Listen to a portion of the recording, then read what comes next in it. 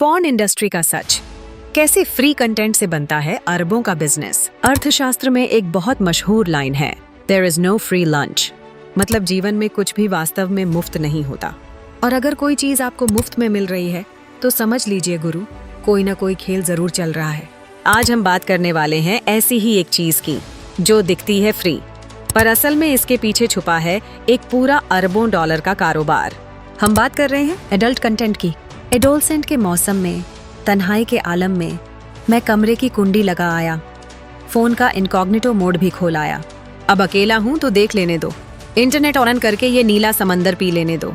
इतनी आसानी से पॉर्न क्यों मिलता है? आपने कभी सोचा है कि अगर दुनिया में कुछ भी फ्री नहीं मिलता तो इंटरनेट पर इतना एडल्ट कंटेंट आखिर मुफ्त में कैसे मिलता है?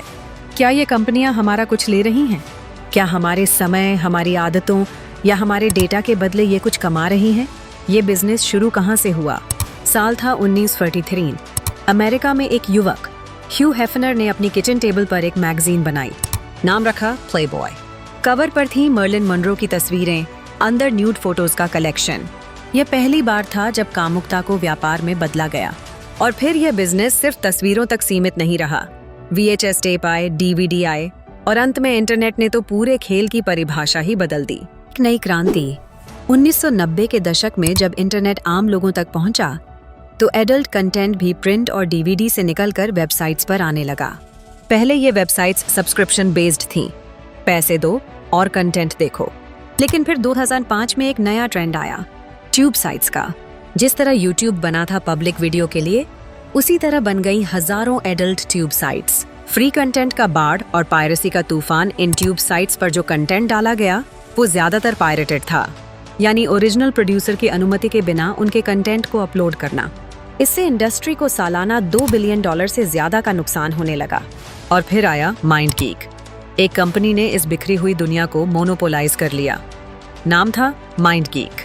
इसने पॉर्नहब, रेड ट्यूब जैसी फ्री ट्यूब साइट्स के साथ साथ ब्राउज़र्स, रियलिटी किंग्स जैसी सब्सक्रिप्शन वेबसाइट्स को भी खरीद लिया। अब चाहे आप फ्री में देखो या पैसे देकर, ज्यादातर कंटेंट एक ही कंपनी के पास जाता था। और माइंडगीक ने यहीं से शुरू किया असली खेल, एडवर्टाइजमेंट का।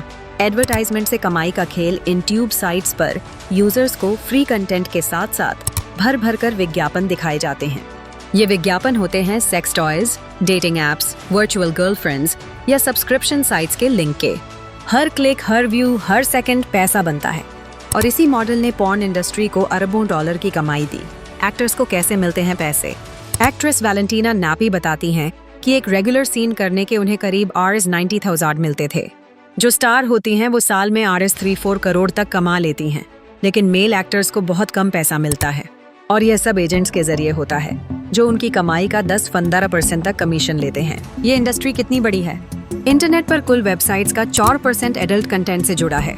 हर दिन करोड़ों लोग इन साइट्स को विजिट करते हैं। दुनिया की टॉप 15 वेबसाइट्स में पॉर्नहब का नाम आता है। तो अगली बार जब आप सोचें कि कुछ फ्री है तो जरा ठहरिए, सोचिए कि उसका असली मूल्य क्या है। एडल्ट कंटेंट एक इंडस्ट्री है, मिलियन नहीं $बिलियन की इंडस्ट्री। ये सिर्फ नजरों का धोखा नहीं है, ये एक सोची समझी मार्केटिंग है।